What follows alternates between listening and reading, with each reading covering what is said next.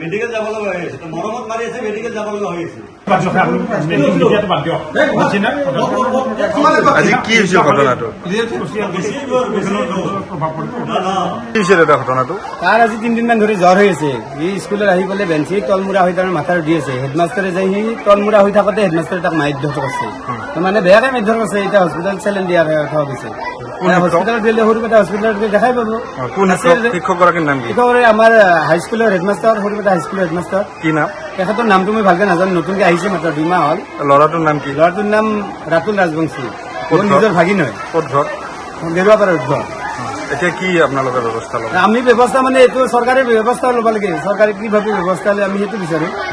এতিয়া কেনে অৱস্থাত আছে এতিয়াতো বেয়া অৱস্থাত আছে চেলানটো দিছো হস্পিটেলত আপোনালোকে যে চাই আহিব পাৰে চেলান দিয়ে থৈ দিয়া আছে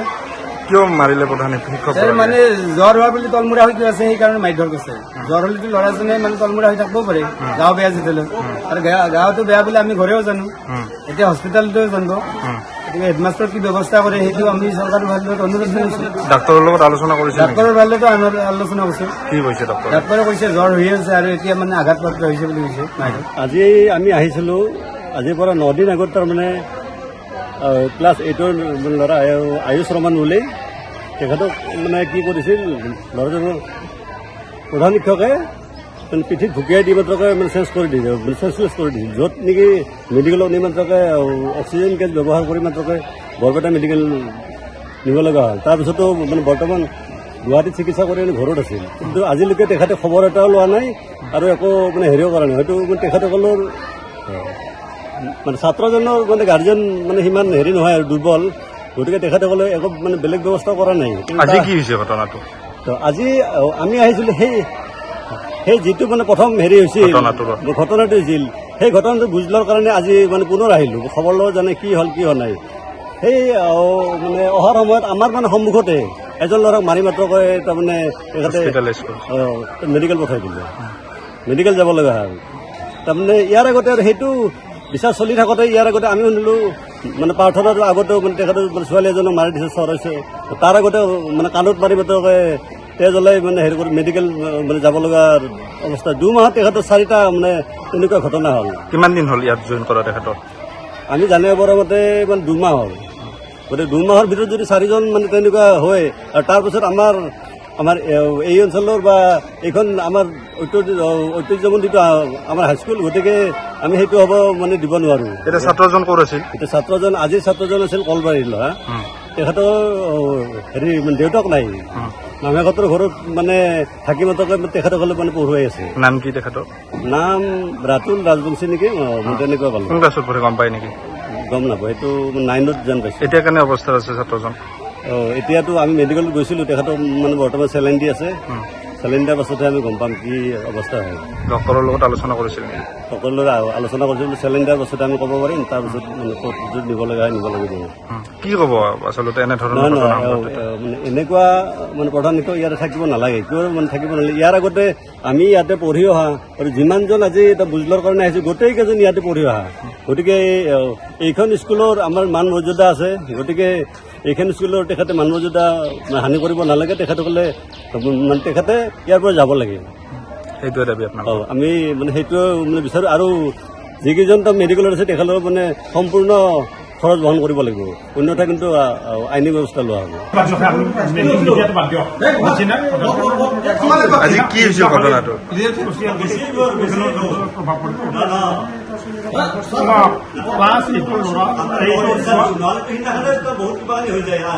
ক্লাছ 8ৰ ল'ৰা ছোৱালী এজনীয়ে ঢলি পৰাৰ পাছত বাগৰি পৰিল মই মেডিকেলত ব্যৱস্থা কৰি দিলোঁ সেই দশম শ্ৰেণীৰ শ শাখাত শিখামণি পাঠকে তাতে শিকাই আছিল।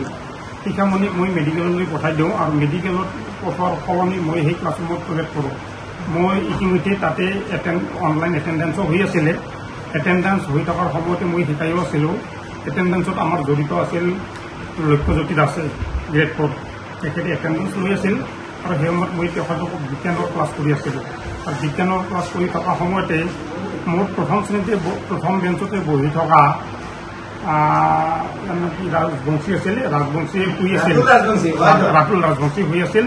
ৰাতুল ৰাজবংশী শুই থকা বুলি বাকী ল'ৰা ছোৱালীবিলাকে মোক প্ৰত্যক্ষ কৰি দিয়াত মোৰ চকুত পৰা আছিল যদিও তেওঁলোকে দেখুৱাই দিয়াত মই তেওঁক সাধাৰণ বেটেৰী এটা মাৰি দিলোঁ কোবকে। কিন্তু তেওঁ অলপ দুখ পোৱা বুলি ক'লে, কিন্তু তেওঁ তাৰপিছত কৈছে ছাৰ মোৰ অলপ অসুখ হৈ আছে, তুমি মোৰ অসুখ যদি হৈ আছে মোক কিয় নকলা? মই হ'লেতো নকলো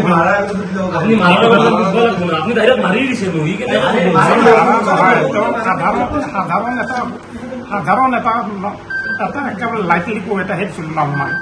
গতিকে সেইটো মানে তাৰপিছতো তেওঁ কি আঘাত পালে মই কিন্তু নাজানো, কিন্তু হ'ব নালাগিছিল। সেইটো অনচিকিত ভুলৰ কাৰণে মই এইটো নিজকে অলপ দোষী সাব্যস্ত কৰিছোঁ বা দোষী বুলি ভাবিছোঁ। পূৰ্বতে কিন্তু আপোনাৰ বিৰুদ্ধে অভিযোগ আছে এনেধৰণৰ? পূৰ্বতে মানে ইয়াৰ আগতে 25 তাৰিখে যিটো আমাৰ আয়ুষৰ ক্ষেত্ৰত হৈছিলে, আয়ুষক মৰম কৰি মই অনলাইন যিটো কালচাৰেল প্ৰগ্ৰেম দিল্লীৰ পৰা এটা যিটো অনলাইন এটা দিছিলে, লিংক দিছিলে, তাতে তেওঁ এপ্লাই কৰাৰ কাৰণে মই সাধাৰণ মৰমেৰে পিঠিত এটা ফুকুৰাই দি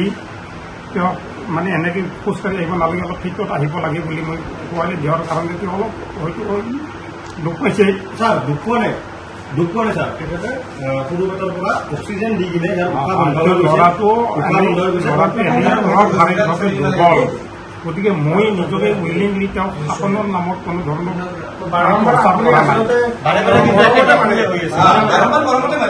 আপুনি ঠিকে আছে, কথাটো আপুনি মৰমতে মাৰিছে। ইয়াৰ পাছত যেতিয়া মেডিকেল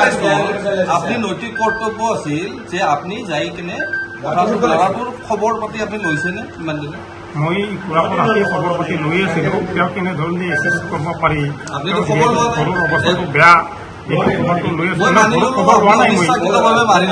একবাৰ আপুনি খবৰ কিয় নল'লে? আপোনাৰ নৈতিক কৰ্তব্য নহয় জানো? হয় হয়, সেইটো মই খুৰাকৰ লগত আলোচনা প্ৰায় কৰি আছোঁ। খুৰাকৰ লগত হ'লেও আপুনি যাব পাৰে।